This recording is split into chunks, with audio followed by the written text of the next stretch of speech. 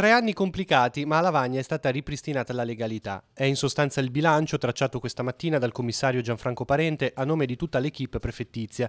C'è soddisfazione per un lavoro che dal 2016 ad oggi ha portato risultati concreti verso la regolarizzazione di situazioni critiche e controverse. Si è dato prevalenza soprattutto alla lotta contro l'abusivismo edilizio, a una risistemazione di quelle che erano le concessioni demaniali, ad una verifica della regolarità delle stesse, e si è cercato soprattutto di intervenire in tutti quanti quei settori in cui si potevano annidare criticità per il legale esercizio di quelle che erano le funzioni comunali.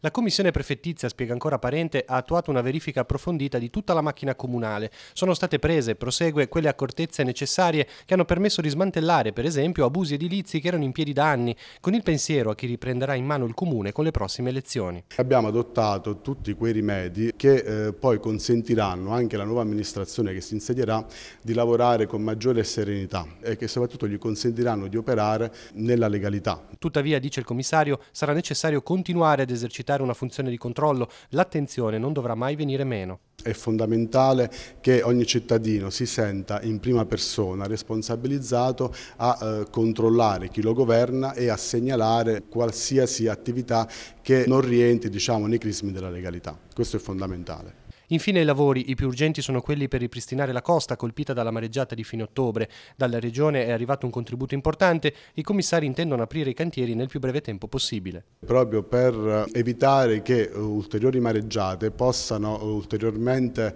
portare disastri sulle spiagge, soprattutto anche in vista della prossima stagione estiva.